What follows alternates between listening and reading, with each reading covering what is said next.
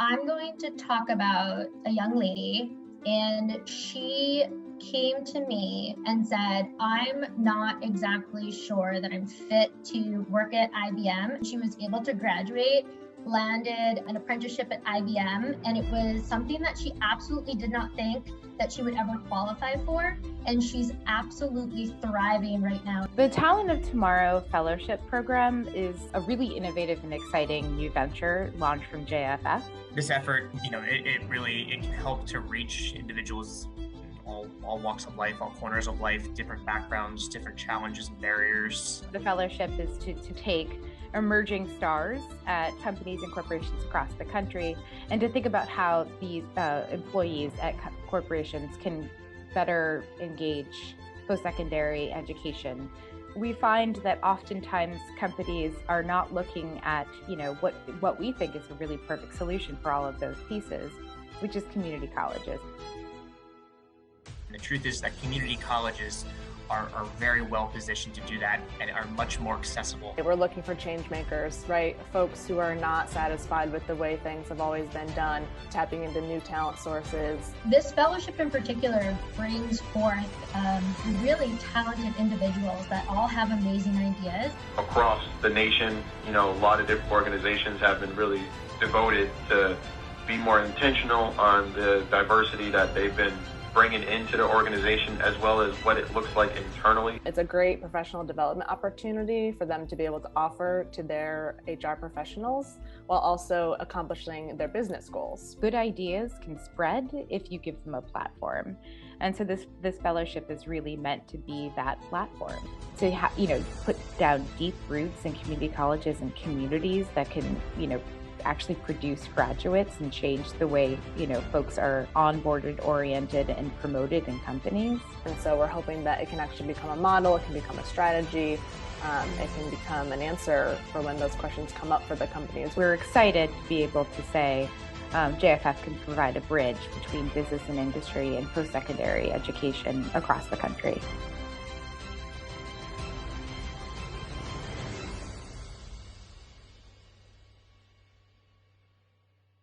Okay, welcome everyone. We are really excited here, the Talent of Tomorrow Fellowship. We're going to be talking to some of our fellows about their experiences, about their perspectives. I'm Amy Girardi from JFF. I'm Associate Director, and I have the privilege of working closely with my panelists today. And so just a sort of brief summary before I introduce you folks, the Talent of Tomorrow program is a fellowship program that is sponsored by the ECMC Foundation, they have a particular focus on educational mobility, economic mobility through education, with a particular focus on post-secondary CTE. And we are really excited to be part of their portfolio. We are really excited to talk to the companies and the representatives today with our fellows.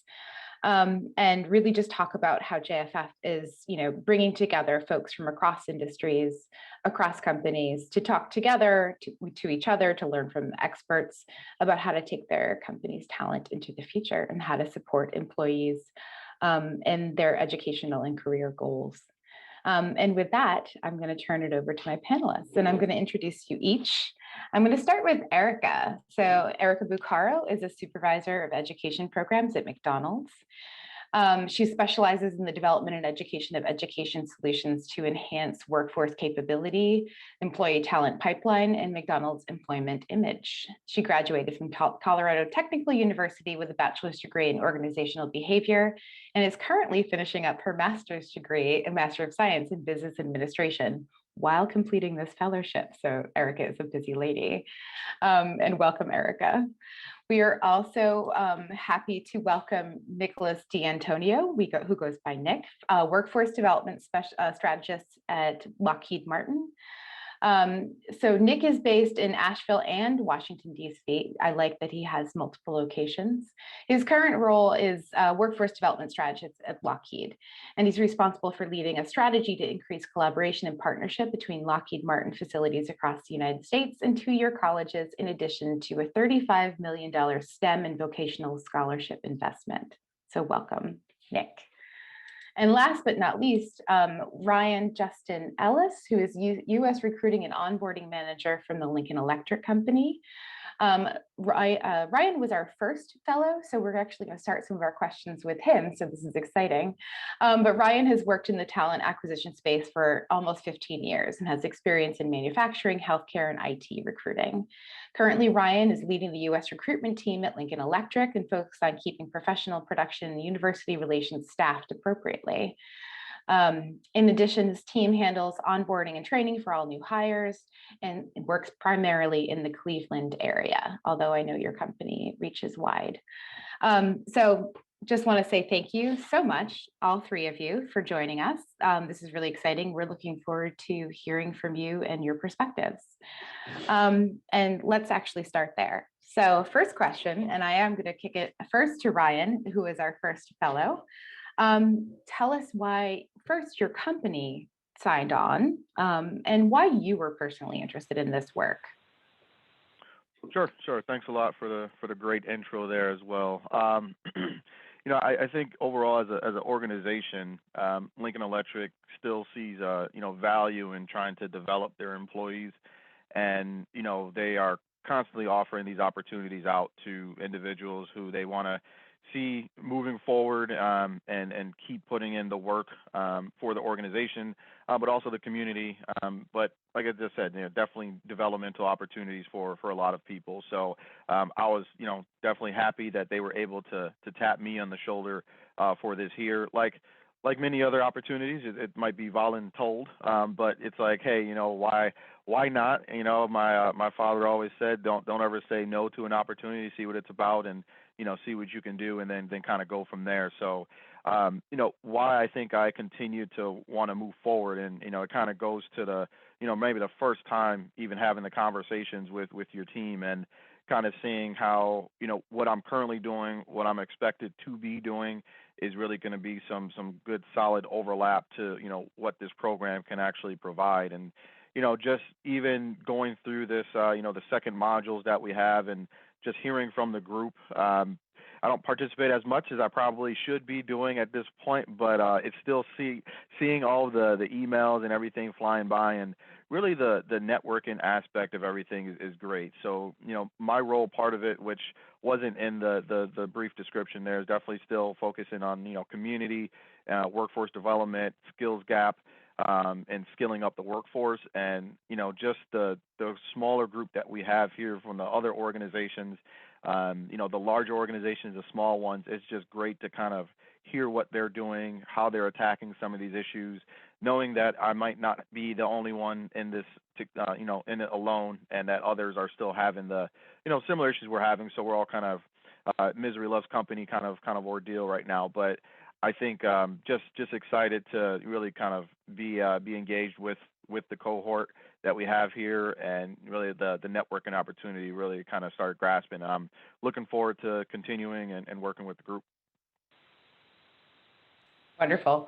And Ryan, I think you've been active, and I appreciate that very much. And we were really excited when the Lincoln Electric Company, approached us about this, because, Lincoln Electric has an excellent reputation for really putting their money where their mouth is with a workforce strategy. So appreciate your participation in this. And so now, same question for both Nick and Erica. Let's start with Nick. Why did Lockheed want to invest in this? And, why did they want to invest your time, frankly? Because that is something that is not insignificant. So. Yeah, thank you, Amy, and thank you to JFF for hosting the fellowship. It's been a phenomenal opportunity so far. And to Ryan's point, the network has been fantastic to get to know peers across the country in this work. Prior to even joining Lockheed Martin, the company from the executive level had made an investment and a commitment across domestically to commit to vocational talent, and then more broadly just investing in STEM education at all levels. And under our past CEO, Marilyn Houston, she was very public and very passionate about these causes. That has continued forward as our new CEO, as Jim Takelet, has taken over the company. And with that commitment has come a need to develop strategies that support the corporation in being better aligned to talent from non-traditional sources, including community colleges, nonprofits, workforce development organizations. And with that, the team that I'm fortunate enough to be on within corporate human resources, a strategic workforce initiatives team, we've taken on the cause of being that support function for all 5 of Lockheed Martin's business areas and all the facilities across the United States, and helping to support strong partnerships with those non-traditional sources of talent. And I'm fortunate to be in a role and to help to drive some of that strategy with a couple of colleagues. And with that, we saw the Talent of Tomorrow Fellowship when Todd Cohen, who's my senior manager, approached me about it. He said this is an opportunity to go out and learn from companies who are within manufacturing, potentially within aerospace and defense, but also from companies who have become new competitors when it comes to talent, and have an opportunity to collaborate and talk about what we're doing, because there is sort of a greater good essence to some of this work about how we share best practices and create the right pipelines for ourselves. So I think one of the greatest opportunities that have come from this is that, beyond the work that we do currently to understand how fellow companies in the A&D space approach this type of talent, being able to learn from our competitors in tech, and then those that might not even be competitors necessarily for the same type of talent, understanding new and different strategies that we can bring back to the business, share with our colleagues, our HR colleagues, our talent acquisition colleagues, has become quite critical and something that's going to help us to advance the business forward. So that's the value we've been deriving out of the fellowship, and just excited to continue to be a part of it and take back more, and also hopefully share a little bit about what we're doing with others as well. That's fantastic. Thank you, Nick. And I appreciate you highlighting sort of the cohort experience, because one of the things we're most proud about this fellowship is really just compiling a really fantastic group of folks to swap ideas amongst yourselves. JFF is happy to provide the platform, happy to provide sort of the network of expertise, but it's you folks talking to each other. And I think what Ryan said, sharing each other's pain, what are your pain points as companies, and how can you swap strategies? So same question to you, Erica. And I know that your work at McDonald's is, in some ways is quite different from the work of other fellows in this. Can you talk a little bit about why McDonald's, why the Archways to Opportunity program was interested in this? And then, hear some personal reflections from you, please. Yeah, definitely. So McDonald's is focused on jobs and opportunity, and our goal is to invest in our workforce and their education. And a lot of the work that I do is out there with our franchisees and working with community colleges to create those local level partnerships. So for me, getting more involved in understanding what other companies are doing and their strategic pathways that they're building in their companies, I think for us, it's definitely something that we'd like to get more involved in and understand how community colleges can build these pathways to articulate some of the credits that from work readiness, right? And Archways to Opportunity has increased access over the years in education for our restaurant employees. And at McDonald's, we want to stay competitive, right? Just like everybody else, and make sure that we have the ability to enhance the value and the work experience within our restaurants and the jobs that they're doing. So that's what we were looking to do. And as far as the fellowship program, for me, I think networking is such an amazing thing to do with other companies in different industries, because you just learn from so much. I mean, we may not be in the same industry, we may not be in restaurant or, sales or tech, but I think collaboration amongst everybody, frontline workers, our goal is to better every single employee that we have. And I know McDonald's is constantly talking about how the growth and development of our people and the investment in our people is what we should be doing. So having this opportunity to strategically think that through the processes, to me, is wonderful. And I know Marianne, which is my co-partner, and she is also in this program as well. We're taking back everything that we're learning about about the community college partnerships and pathways that we can be building. And for me, it's a lot to put on my plate, but I love it. And it's been such a great experience. And I too have tried to manage my time to be as invested as possible in this program, because it's short, but I think there's just so much to learn from it. And I'm excited to be here. So thank you guys so much. That's fantastic. I know, and you are all busy folks, which is something that, we talk about a lot in the cohort. but it's real, right? We've asked, working professionals, again, rising stars at companies, to invest additional time to talk to others. And that's significant. And again, I would say it underscores your company's investment in each of you as individuals. And so my next question is actually a little bit about that. You were all nominated. I think Ryan said voluntold, but I think it was much, much more positive than you've made that out to be. But it's interesting, right? So you were identified as folks to be ambassadors for your company, to actually sort of carry the message and learn more from your peers, from folks across the country, in order to do your job better. So why did you want to do this? Is this just one of those things where, like, just like Ryan's dad said, don't turn down an opportunity? Or is there something that felt particularly resonant about this? And I'll take open questions, anyone who wants to answer. Sure, I can start. So, it's definitely, voluntold. I understand that, but it's right up my alley as far as what I like doing, where my passion is at. So, anything workforce development, community related, employee development, diversity, inclusion, something to really kind of help build up not build up the employee base, but also build up the brand of an organization. I'm all for it. So, I think one of the first individuals that got told me about this opportunity. Again, they kind of presented it in a way, and I was like, yeah, definitely. I want to know more about it. And after kind of having the discussion, and just kind of going through, hey, this is the day to day. This is what Ryan's day might look like, or Ryan's week might look like, and these are some initiatives that I have kind of going on down the pipeline, and this is how Lincoln Electric is trying to really do better as an organization as a whole. We understand that, we might not be perfect in everything, but we are investing the dollars in, I believe, the right places. And this is one of those examples to say, hey, again, yes, like to your point, they're putting their money where their mouth is and saying, hey, we want to show that our employees mean something to us. And when they have a passion for something, when they've shown interest and definitely an area, we want to make sure that we're presenting those opportunities. So, I joke around. Yeah, my dad definitely, he said that, but I kind of take that to heart, and it's like I haven't been led down the wrong path thankfully, I haven't been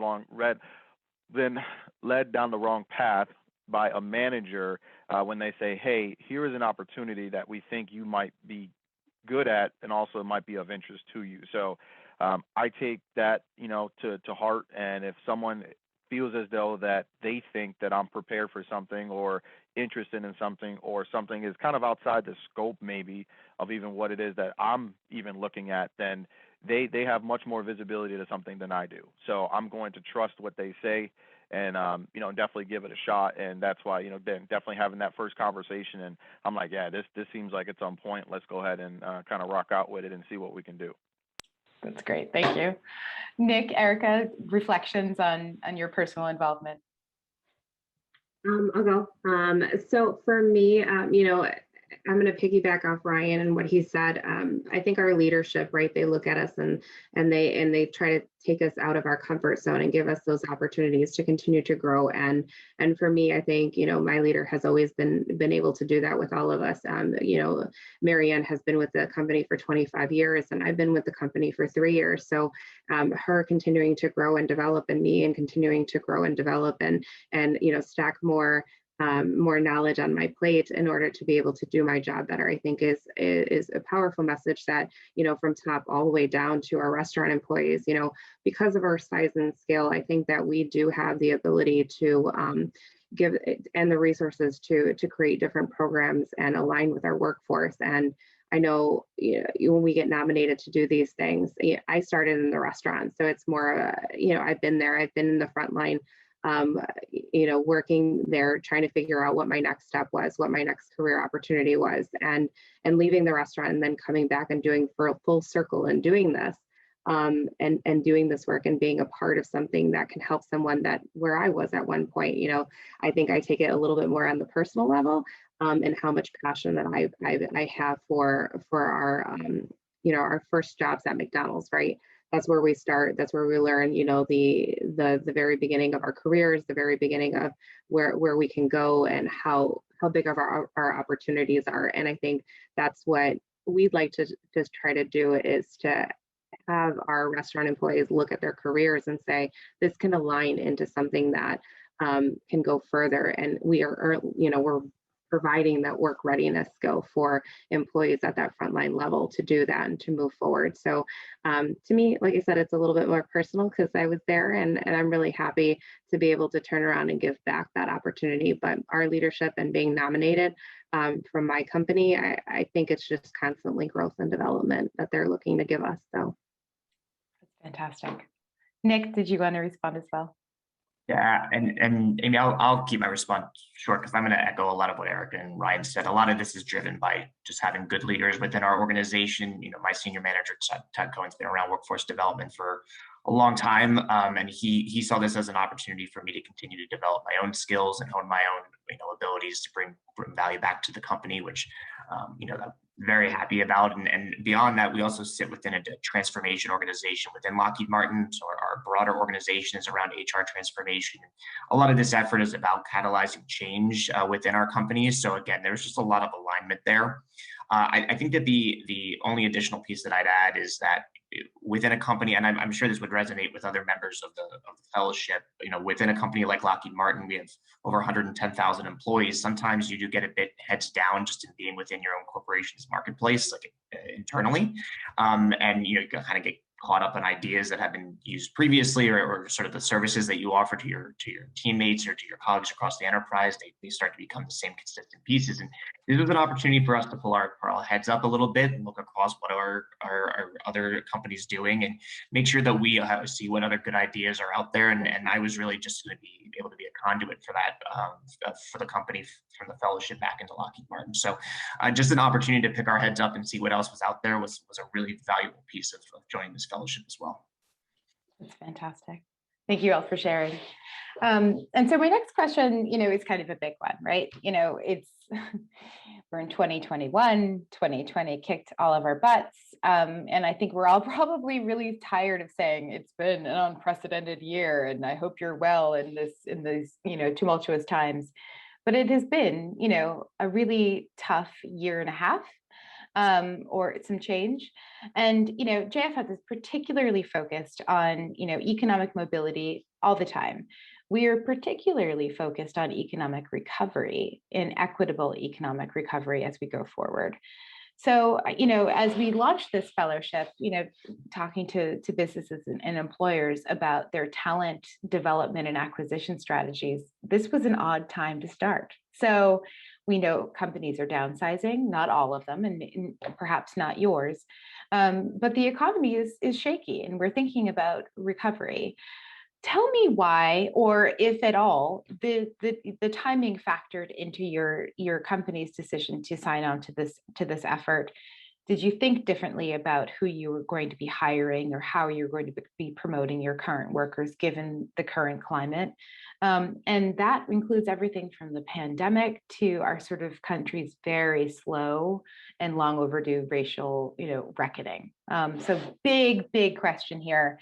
But what does this moment say about your company's participation? Did it change how you think about it? Did it change how your company's thinking about talent? And why don't we start with Nick on this one? Sorry, Nick, you just spoke, but why don't you sort of reflect, and then we'll go to Erica and then Ryan. Yeah, Amy, that's a big question, and I'll do my best to give hopefully an eloquent answer to it. One of the pieces that I'm most proud of about Lockheed Martin, especially through the pandemic, was the investment that they chose to continue both in our employees and externally investing in the pathways into the company. Frankly, where some other, to your point, companies, were scaling back, I think we kind of went in full throttle. And the continued investments that we chose to make at a time when we knew that our own talent pipelines would suffer if we didn't keep up that investment, especially given that all of our work is a matter of national security. The folks who were on, on the production lines, they didn't have a choice to work from home during the pandemic at any point. So it was, I think, twofold. There was a commitment to the ongoing health and safety of our frontline workforce, and the company did that in spades. And I think it's something that they will continue to do moving forward, and keeping that at their center as they always have. But then beyond that, as it relates to our future workforce, it was about sustaining and frankly even increasing investment in what would be our downstream pipeline. And you alluded to it in my bio. The company made significant investments in STEM and vocational scholarships as an effort really to ensure that the financial barriers wouldn't get in the way of folks being able to complete their education. And we know we've scholarshipped almost close to 1,000 students over the last several years in 2-year and 4-year institutions. And one of the most common sort of notes of appreciation that we receive is that many students were going to face financial challenges to continuing their education due to COVID. And as a result, we were able to sort of toss out a little bit of a safety net to be able to help them to complete it. So, what I would say I'm most proud of for Lockheed, even as we are on this precipice of investing even greater in 2-year and community college level talent, is that throughout the pandemic, it was an opportunity potentially to scale back, but as opposed, they kind of invested and throttled forward. And I think that does show a bit about how we think about the long term, even in moments of a little bit of panic. So I hope that offered a little bit of insights on that. That's very helpful. Thank you. And next question to Erica. And again, it's a big one. Did this past year make McDonald's think differently about, how you support your current, workers, your employees, offer opportunity, and then sort of think about your participation in this? Is it different, or is it the same? Is it just that continued sustained effort? So just riff on that a little bit. Big question still. I mean, McDonald's, I think definitely over the past 18 months or year and a half, it's been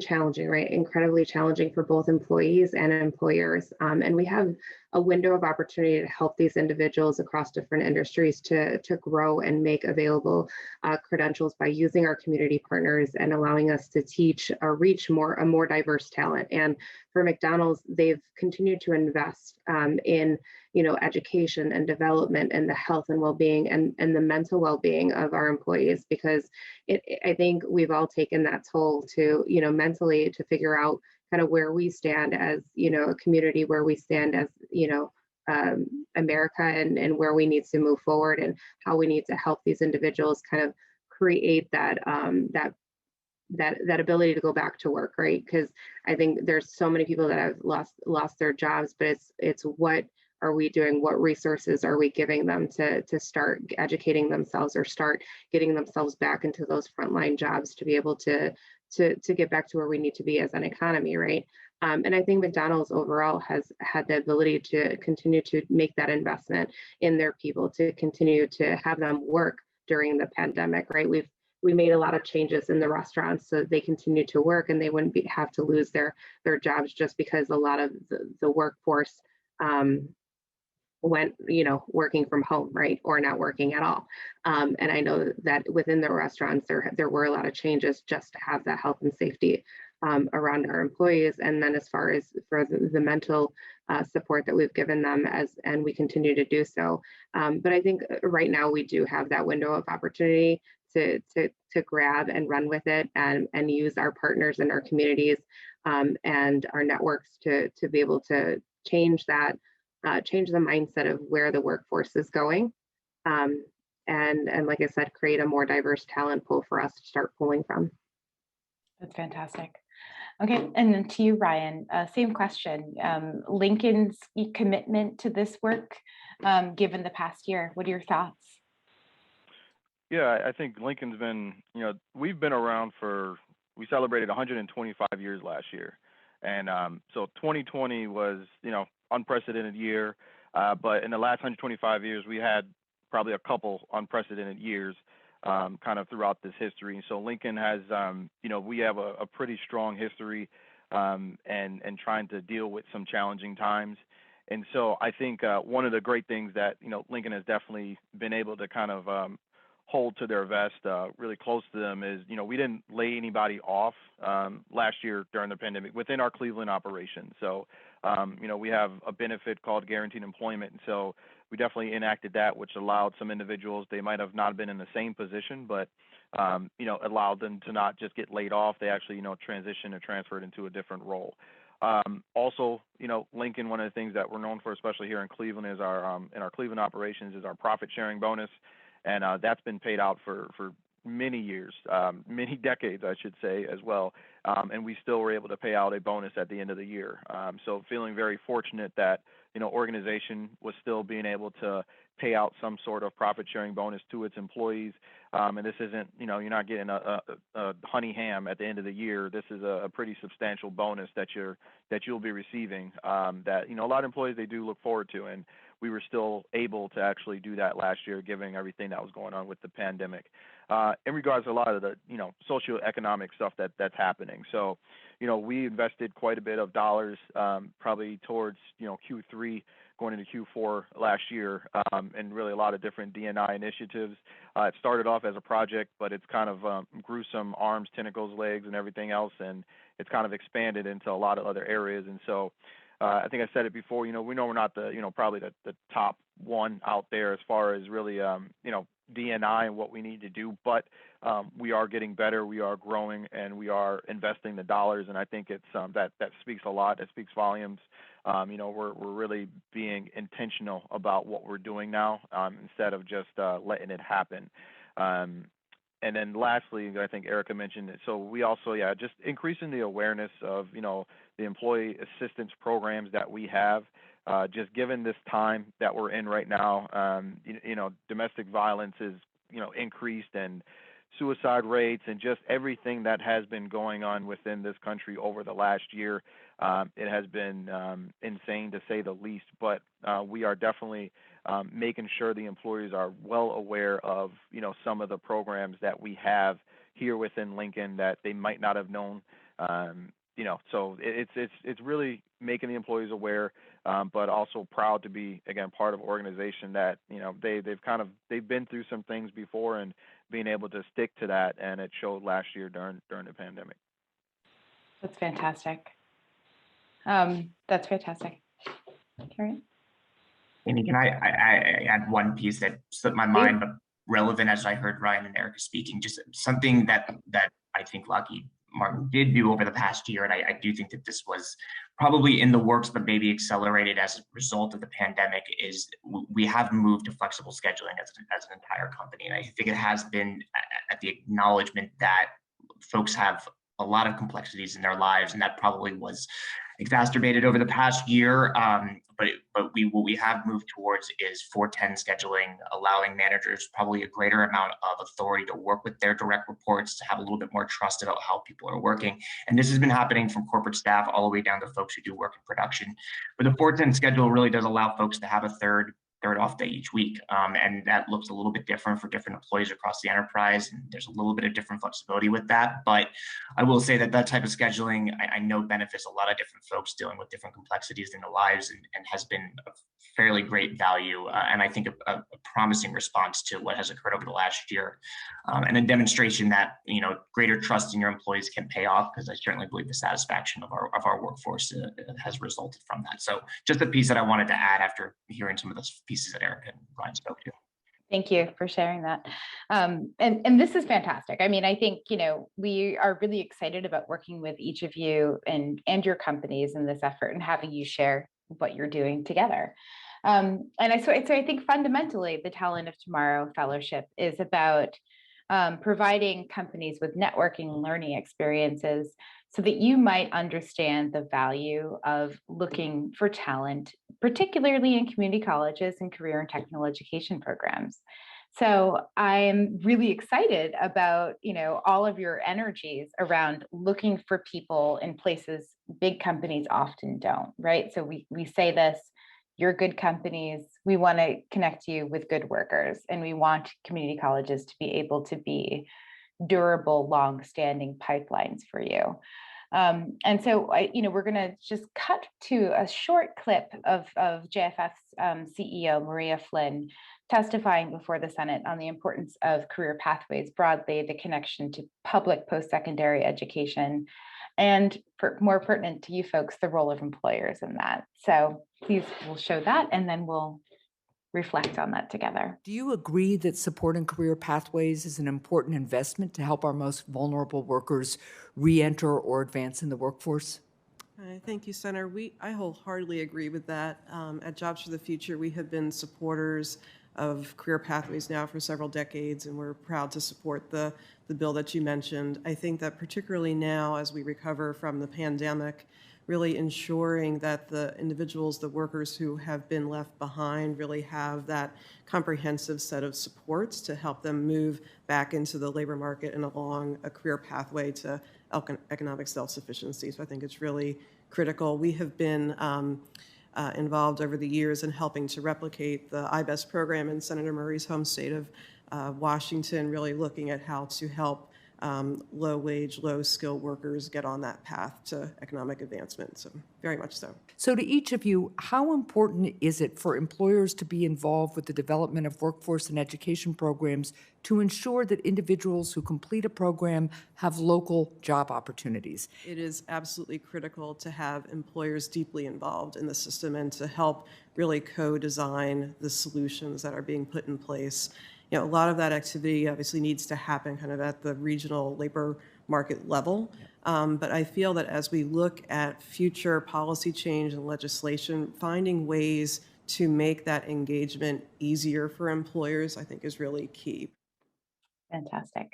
And so that's what this is all about, isn't it? So turning to employers and saying, we want you to partner with public post-secondary education, with community colleges, with vocational education and career and technical education programs, but not just go to these institutions and say, give me your folks. The idea is really about collaboration, co-designing curriculum, thinking about programs and opportunities, things that serve your ultimate business goals, while also offering opportunities, expanded opportunities to critical populations in your communities.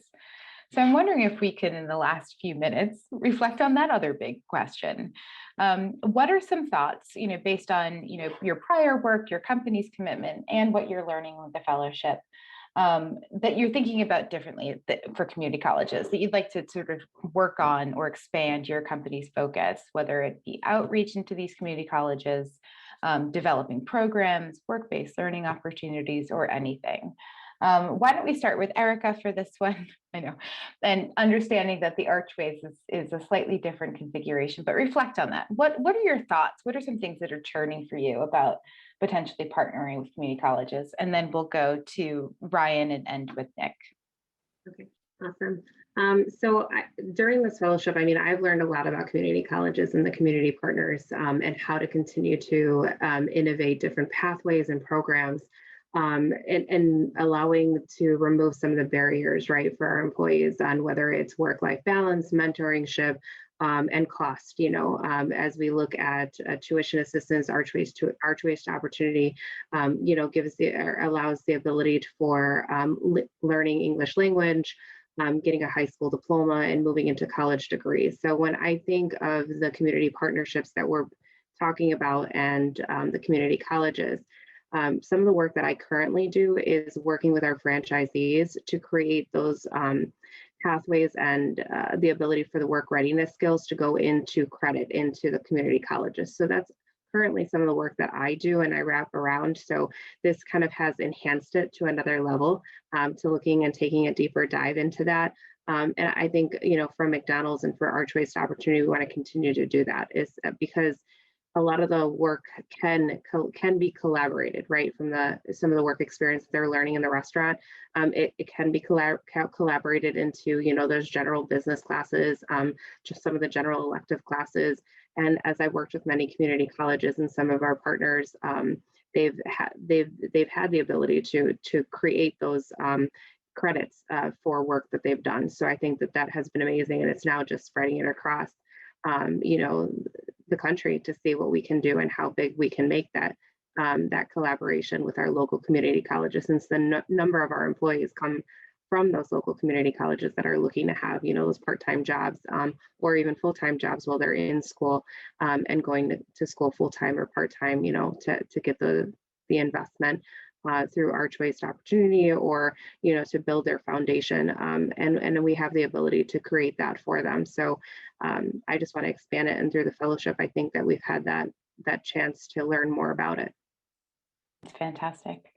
Ryan, same question to you. Things that are sort of percolating, ideas you might be interested in exploring about partnering more closely with post-secondary community colleges in CTE programs in particular. Sure. So yeah, Lincoln has been doing I think a pretty good job in really partnering with a lot of these colleges. So pre-pandemic, I know we look at that like, that was in the Stone Age now, but pre-pandemic, we pretty much, we had about, I don't know, in a given year, 50 to 60-ish tours going on. And this included, some community colleges, but other organizations as well. And, we really our candidate pool really hurt from that, and just brand awareness about who we really were, last year, because we just weren't doing those tours. So, moving forward, the world is starting to open back up a little bit. So, I'm really hoping that we can, bring those tours back. So what we've been doing, like everyone is doing this day and age, is a lot of virtual. So we've been doing a lot of virtual conferences with a lot of these different colleges that we worked with in the past. And one of the areas is, yes, definitely helping and assisting and developing some of that curriculum that they have in order to know, hey, when this person graduates, when these students graduate as an employer in the city, we've developed and helped work out that curriculum. They're going to have exactly what we need. So it's almost like we've just molded these individuals to kind of fit exactly into what it is that we're looking for. The only other thing past that is just making sure they're a good fit behaviorally, but most of the time they've kind of come out, maybe they had a tour, they might know someone that work here, so they kind of know what they're getting into. And so it's been a good journey, I think, and definitely always looking to increase that. So our, HR, I sit under HR, our HR team and our operations group works kind of hand in hand, just because operations, they know the intricate pieces of everything. So lots of times it's myself really going out and making those connections and talking with individuals, or just helping to foster those. And then, someone from operations, or even, someone that might be on the plant floor, can kind of come in and give them the nitty gritty of exactly what it is. And it's been working out, I think, very well. And we've gone as far, I know this is, post-secondary and, and all that, but we've gone as far as even like middle school. Like we've literally gone into middle schools and talked to children, and something as easy as when you, if I remember, you had the battery and the light bulb, and you had to put the wire and, make the battery and everything light up. So, going and just teaching something basic like that, and talking about this is who we are, Lincoln Electric's in their backyard. So like, who we are. We have a giant windmill here in Cleveland. If you drive on the highway, you have to see it. It's the biggest one, I'm pretty sure, on earth. And so we just let everybody know, saying, hey, we're in your backyard. This is some of the things that we work on, and, just trying to get individuals interested in manufacturing, and letting them know it's not just, a dirty atmosphere anymore. And it's automation and additive and all these great words that this generation and future generations are probably going to be very interested in. And so kind of teaching them about what that means and what it is, and all of that rolls into the curriculum when you really talking about these community colleges and how we can better partner with them. That's fantastic. Talent of tomorrow right there, right? All the stuff. That's fantastic. Nick, rounding out with you. So thoughts, new ideas, things you've already had cooking. What's on your plate with connecting with post-secondary CTE programs? Yeah, it's a great question, Amy. And two pieces that Maria spoke to really resonated with me. And I think some of the core principles that we believe in at Lockheed Martin, and it's the regional sort of component of working with your local community colleges, and then it needs to develop pathways out of those institutions. And I will say, one of the pieces about Lockheed Martin that I think is important to recognize is that we have visibility and a presence in major markets, but we also have a presence in small communities as well. And I think about some of our more rural communities, and those community college partners, frankly, are our anchor partners in those communities for so much of our talent. And what we've been able to do, because community colleges offer such flexibility and nimbleness in working with employers, they're able to move fairly quickly in collaboration with us.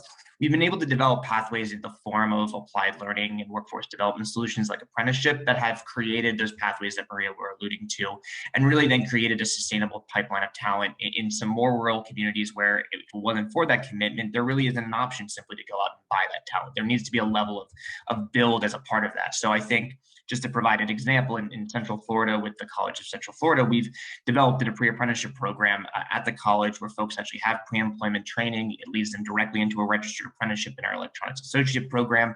And then from there, they have an opportunity to grow within the company. And as part of that pre-apprenticeship, they actually earn dual credit to be able to go back and pursue an associate degree if they choose. And I think it's a great example of how post-secondary institution and employer, and we have a relationship with the Workforce Investment Board there as well, can work together to create a regional ecosystem that develops talent. From here, because we've done a good job on the manufacturing and touch labor side, working with the community colleges, we'd like to use the fellowship and some of the historical practices to sort of bounce off and go into new domains and disciplines for the corporation, areas in computer science, in more traditional engineering like electrical or mechanical or systems engineering, and see if we can't replicate the successes we've had in developing high quality production level talent and being able to do something similar for new domains and disciplines across the corporation. And we're hopeful that some of the lessons we can take from the fellowship can help to accelerate a little bit of that work. That's fantastic. I am absolutely excited about everything that all of you have mentioned. And you were just three of fellows and as part of a broader cohort. So I am just delighted that you've joined us and you represented your full fellowship program. And I'm just, so pleased that we were able to talk about what we're building together. And we're really pleased that we're able to highlight, the work that's happening in each of your companies, because it's really great. It's really fantastic. And I'm hoping that other employers are seeing this and are inspired to take up some of what you've done and to learn from your example. And I think with that, we are done. This is fantastic. Again, thank you. I've said it before, but I'll say it again. Welcome to the JFF family. Once you're in for life. So we look forward to hearing more from what you learned in this fellowship. And again, thank you for your participation.